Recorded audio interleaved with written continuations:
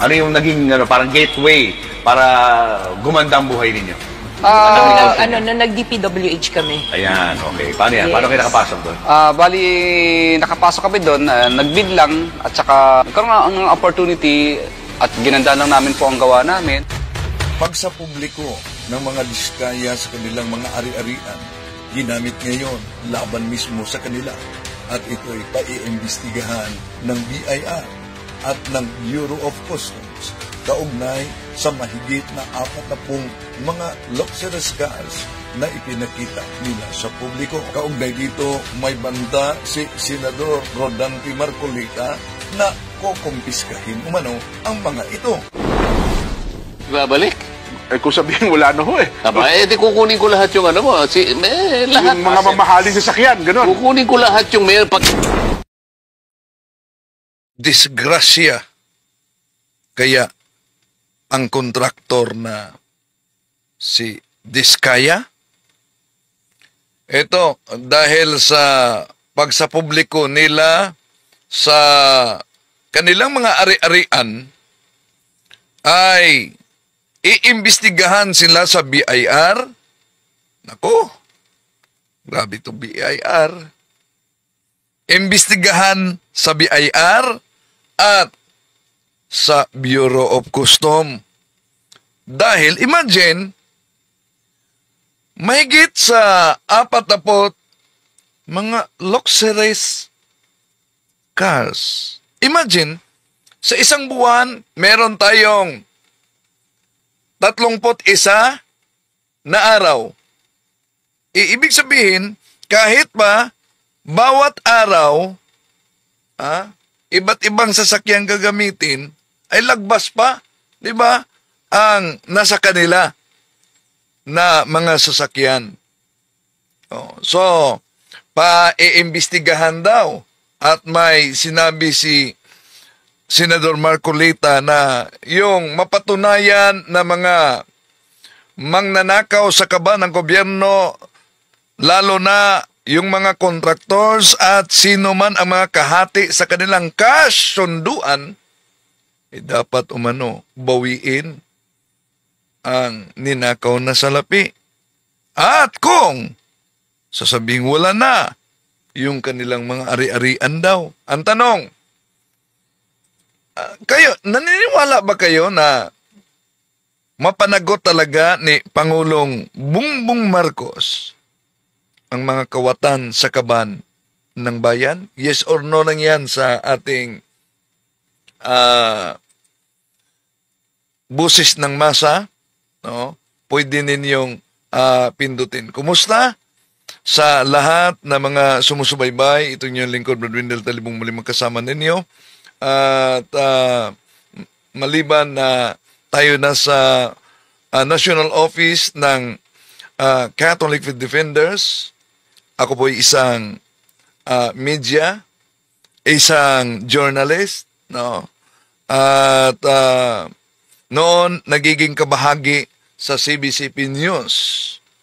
At sa lahat nating mga kapatid na sumusubaybay, inanyayahan natin na huwag kalimutang pindutin ang like sa ating live at huwag ding kalimutang mag-subscribe at pindutin ang bell button para updated kayo, mag-comment at i-share ninyo. So, ano sa palagay ninyo? Meron tayong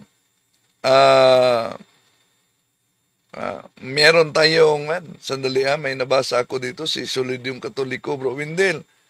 Bali-balita, ililipat daw si General Aturi sa Anti-Corruption Commission. Anong masasabi mo, bro? So, di pa in-announce yan ni Attorney Claire Castro. Pero tingnan natin. Tingnan natin kung ang offer, basta ang kumpirmado, kay Isidore Rocha, ang kumpirmado ay may offer ang Malacanang para kay General Torre. May offer.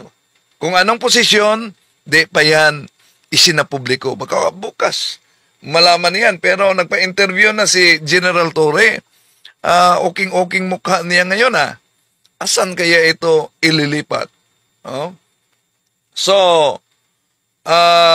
sabi ni Gilbert Tangum, weak leader kasi. Oh. So, may katanungan tayo diyan, boses ng masa, pabor ba kayo? 50-50 dito, 50% yes, 50% no. Aba, no. So, inaniyahan natin na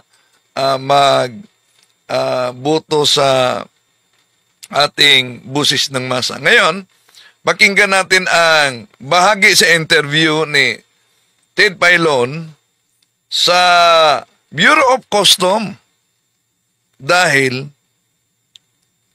iimbestigahan ang kontraktor na Diskaya matapos nag-viral itong interview nila ni Corina, interview nila ni Julius Babaw na noon nang sinabi ni Mayor Vico na may bayad daw umano yung milyon-milyon. Pero sabi naman ni Julius Babaw, di daw totoo na ganun kalaki na binanggit ni Mayor Vico. Okay, Soto. Pakinggan natin ang bahagi sa interview ni Ted Pailon. Linya ho ngayon mga kapatid, ating pong gambalain kahit na po pista opisyal si Customs Commissioner Ariel Nepomuceno ng Bureau of Customs. Maganda umaga po, Commissioner, at salamat sa panahon kahit na pista opisyal. Salamat, sir. Magandang umaga rin po, Sir Ted, Ma'am Maricel. Good morning po. At sa ating kababayan. Opo, salamat sa panahon. Ito ho muna si Maricel. Go ahead, Maricel. Good morning, Commissioner. Sir, ididiretso ko na dun sa mainit-init na. Hindi pala mainit-init, mainit talaga. Mainit talaga. Na balita. Ano po, yung tungkol po dito sa mga Diskaya. Kasi lumabas po yung kanilang mga panayam. Etong sinasara Diskaya, yung pong contractor, na nasa 4 na po pala, 40 yung luxury cars nila na nakapark. Ano po, ito po ba anong plano po ng Bureau of Customs? Ganun po, mahaba ho talaga storya ho niyan. Marami po mga na-raid na bago po ako dumating, mga 6 hong car exchanges, hindi lang po yung naririnig natin lagi na Autobolt, Autocam, meron pang R33. Way back 2023 pa ho yan. So ngayon po, ang ginagawa po natin, dahil kakakuha ko pa lang po ng aking legal team last week. Nagpapasalamat naman ako dyan. So, naiparelease na po natin yung 30 po doon sa 600 plus po mga sasakyan. Kaya lang tinitignan ko rin siyempre upang hindi po maulit yan, kung bakit nangyari yan. Kasi napakatagal po niyan, 2023 po yun. So, bilang balita po doon sa ating mga kababayan, sa tanong niyo po, meron na pong 30 na 2023, 2024, 2025, hindi, napakatagal. Paano nagiging napakatagal na yan kung 2023? Pa-release po tayo, subalit marami pa po tayong dapat ipahabol. Yung mga locally purchased naman, yung iba nga po, nagpaparepair lang pala dyan na kumbaga na hostage dyan sa area. Pero may mga sasakyan nito, 100 million ang halaga. Grabe, Isa-isa po natin yan. Subalit, again, hindi naman po ito alibay. Sir? Hello? Sir, At maliban, naalala ko talaga yung pahayag sa isang pari order operators noon. No? Sabi niya, the more nga meron tayong mga bagay na marami, the more umanong mauuhaw tayo sa mga pangangailangan. Imagine, mahigit 4 na po na mga milyon-milyong sasakyan. Palangganang na ha. Gusto lamang po kasi namin sana mag-zero in doon po sa kaso noong mga diskaya. Ito po yung contractor na involved. Yun pong 4 na po na luxury cars na naipakita po nila dun sa mga panayam. Ito po ba ay ano po ang plano ng Bureau of Customs? Ito po ba ay sisilipin din natin? Opo. Ma'am, yung mismong particular ng Diskaya, to be honest, siyempre, sa dami po niya. Hindi ko po nakita yung mismong detalye niya. Subalit, titignan ko po yan kagad o bukas pag meron akong pasok kami. Along with the other consignees or owners dyan sa area. Himay-himay po natin yan. Again, yung mga, of course, hindi naman po dapat palabasin lahat for the sake of the pressure na ilan yan, Yung mga dapat namang merong violation dyan, of course, dapat panagutan po yan ng mabilis. Yung mga dapat naman po maparilis na parilis po natin. Yan naman po sa Diskaya. Tingnan ko po particular po yan. Hindi ko po nakita yung detalye po mismo na yung consignee po na yan or owner po na yan. Okay, ganito. Kalaruin ko lang, Maricela, Yes, sir. kasi parang medyo mayroong pagkakaiba ng sagot si Com. Ito, yung binabanggit ni Commissioner Nepomuceno, yung mga nagbebenta ng mga mamahaling sasakyan, kumbaga sa gray market kung tawagin, na nagkaroon na po ng pagsalakay dati, taga-customs, kung saan po may mga claim dito ng smuggled, may mga claim dito ng mga undervalued, may claim naman ng mga legally purchased, pero hinahawakan pa rin ng customs. So ito yung inyong binabanggit, naikapo ninyo ay ngayon inyo na po sinusuyod at inaalam ilan ba talaga dito ang smuggled, ilan dito ang undervalued, at ilan po yung legal, Commissioner? Tama po. Since 2021 po yan. Okay, ngayon, ito pong... Ano ba talaga, 2023 o 2021? Separate na issue na ito pong, kung inyo pong napapanood ang mga balita, opo, kung saan po naman, alright, ito pong pamilya nila Diskaya na may-ari ng ilang pong mga construction companies. And then ito pong si Sara Diskaya na tumakbo pong mayor ng Pasig. Bago po maghalala, nagkaroon po ng mga features sa kanilang buhay at doon po, hindi naman maitatanggi na kanila pong ipinapangalandakan ang kanilang koleksyon sa mamahaling kotse. Okay. Ngayon, kung panonoorin natin ang video, meron po silang mga, kumbaga, ang tawag dito ng mga iba, mga mamahalin na hindi naman dito binili kasi walang mga dealer. Yung iba mga dealers hindi nagbebenta ng ganito. Kagaya po ng Rolls-Royce na Cullinan model na ang sinasabi po, ang loob nito, Hermes pa na mga klase po ng mga ginamit na mga leather seats. Ang dami po nito, 40 ito. Ang tanong po ng iba is that kung ang customs dati-rati pa, madalas mabilis mag-issue ng letter of authority para puntahan yung mga bahay ng sinasabing nag-aari ng mamahaling kotse para alamin kung nagbayad ba yan ng meron ba certificate of payment sa custom yan? Yan ba, saan mo ba binili yan? Paano pumasok yan? Saan pumasok yan? Dito ho sa mga Diskaya, ano po ang balak po ng inyong kagawaran, ng inyong bureau? Ganun po. Iba ho pala yung pinag-usapan po natin. Sorry po. Ganun po, since na-open naman po yung informasyon dyan, patitignan ko po kagad, makakaasap po kayo. Subalit Manong Ted, yung... Kaya pala ang sagot niya pa iba-iba kaugnay sa 2021-2023 dahil yung mga luxuries na mga nakonpiska ng custom ang nasa isip niya. Yung kapangyarihan po ng BOC sa pamamagitan ko po, yung LOA pwede kong gamitin kagad yan kapag commercial establishments po or warehousing. Subalit pagbahay na po o residential bahay po yan. Kailangan po natin ng 40 po dyan. Titingnan po natin. Apply po naman natin po yan. Kaya lang, kung pwedeng wag na ho natin muna i-telegraph at nandiyan na rin lang ho. Opo, opo. Opo. Titignan po kagad.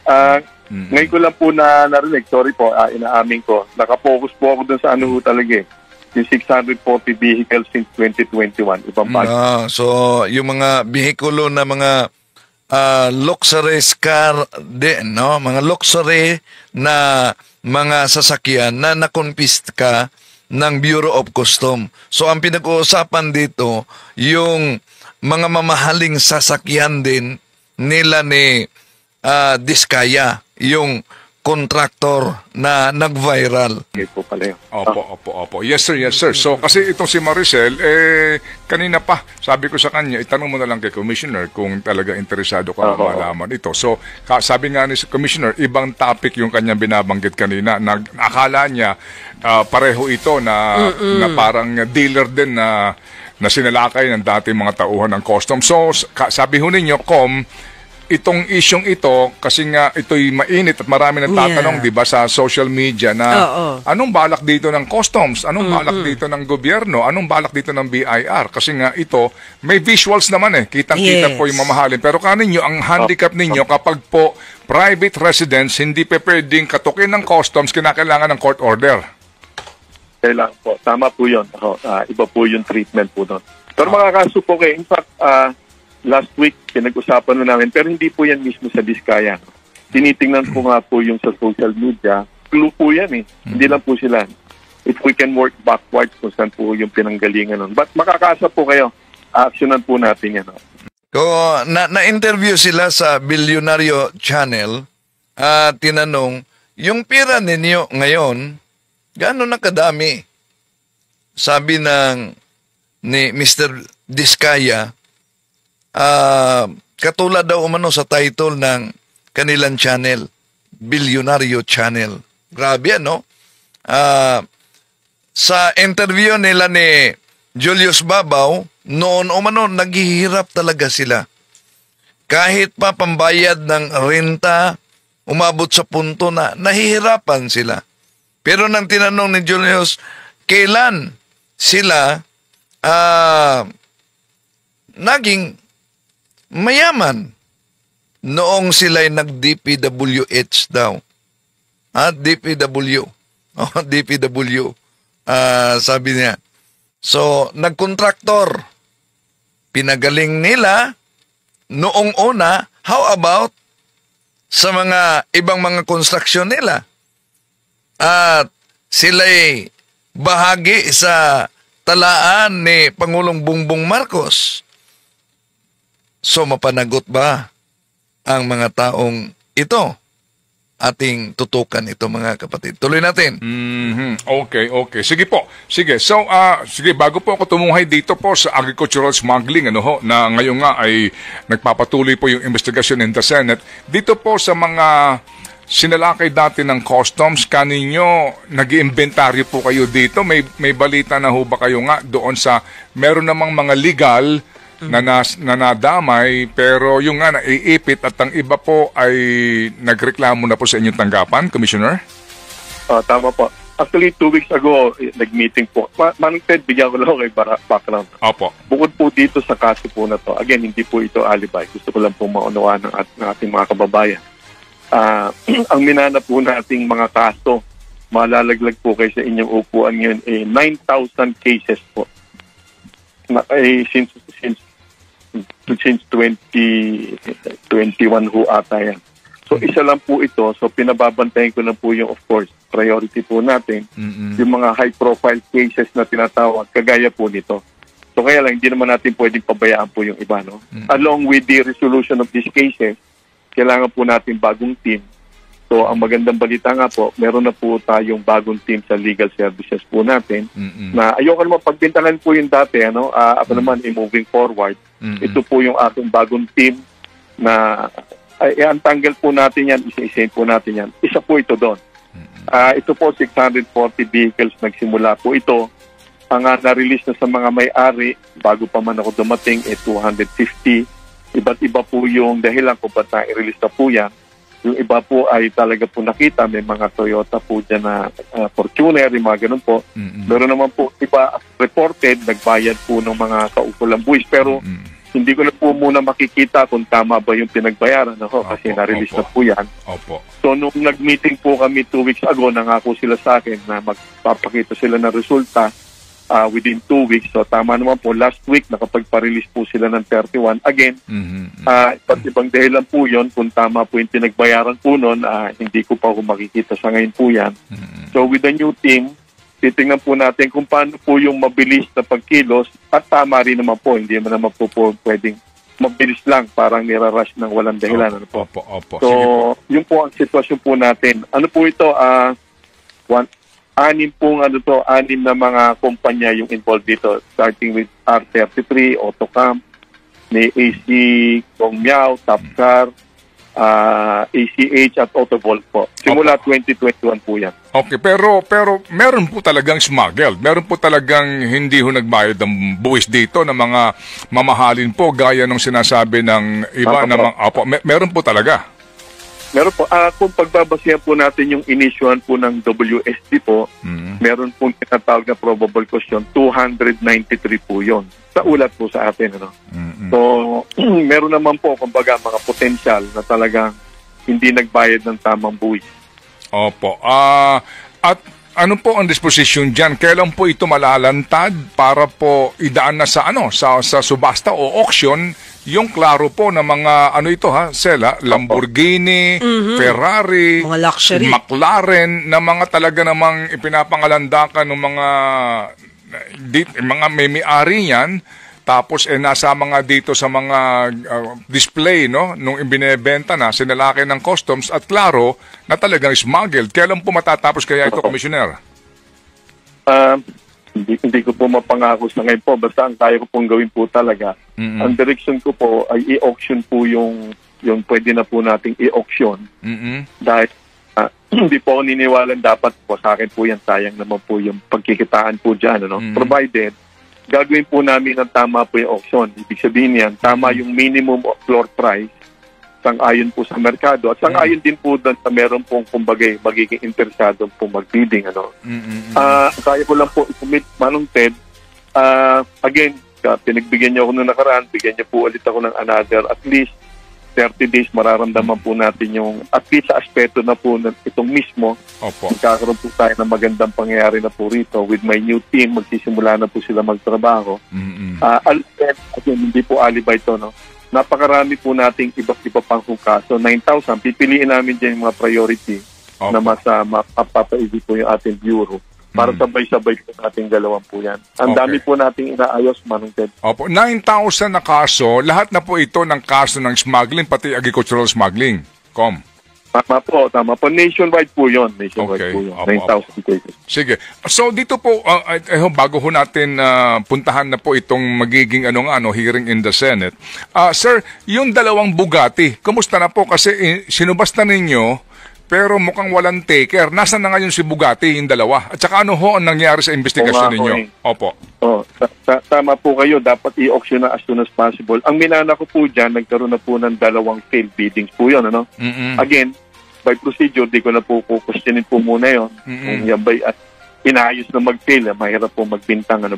So by procedure po, pwede na pong i-negotiate yan. Binantayin ko na lang po yung minimum price. Magkaiba po yung binibigay sa akin, isang 150, isang 180 million per unit. So kapag naman justifiable po yung 180 million, parang 400 million plus ata isa niyan. Hindi ko po alam kung safe na ba yung 180 million, kung yan naman po ay justifiable. Kaysa naman po nababaha po dun sa Port of Manila.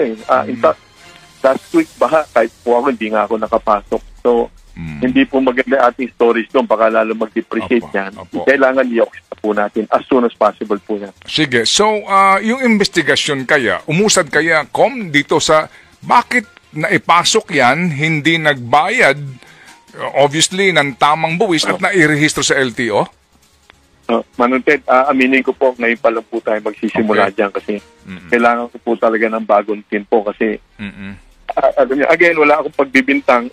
Nangyari po yan na alam niyo na, Opo. iba po yung team na nandyan. Kailangan po yung akin talagang team na pinagtitiwalaan Opo. ang magsagawa po ng investigation po.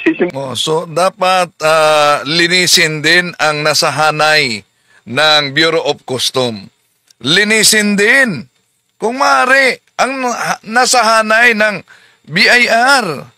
Dahil kung ikay negosyante, alam na alam talaga na may uupo sa BIR. Alam na alam yan ng karamihan. Kung labi na, kung construction, supply, nako. Kaya dapat magaling talaga ang bookkeeper ninyo. Wala na po natin yan bukas po. Opo, sige po. Naunawaan po namin, naunawaan po namin. Sige, ikaw muna, Sel, please. Oo. Commissioner, puntahan ko lang yung itong mga agriculture products na na-smuggled. Yung pinaka-recent po na nahuli nyo ay nangyari noong August 15. Ito po yung 5 na containers na merong mga smuggled agricultural products. Saan pong bansa nang galing ito, sir? Sa China po. Ito po ba yung sa Subic pinag-uusapan Yes, po sir. natin? Sa Subic po. Yung merong mga ano po preserved yan? fruits, frozen meat, at saka po yung mga isda and vegetables. Ako. Ano po yan minis-declare po nila yan na supposed to be mga mga fishball, yung mga ganun po yan ang declaration yan. So, iba-iba po yan. 6 ho talaga yan. Iba pa lang ho yung ating na-condemn.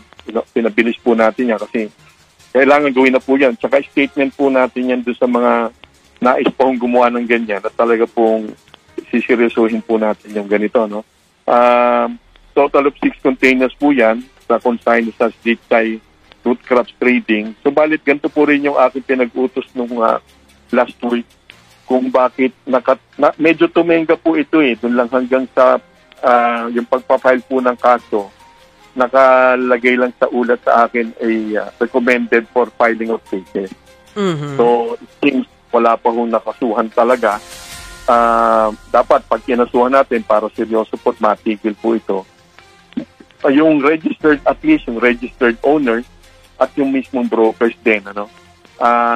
Kung kinakailangan, pag nakalusot na ito sa puerto, ibig sabihin may kasali na pong BOC dyan, kung kinakailangan. Subalit ito naman po ay nahuli pa po ito sa loob ng puerto po natin sa Subic. Kaya't wala pong BOC po doon na kumbaga damay po dito. No?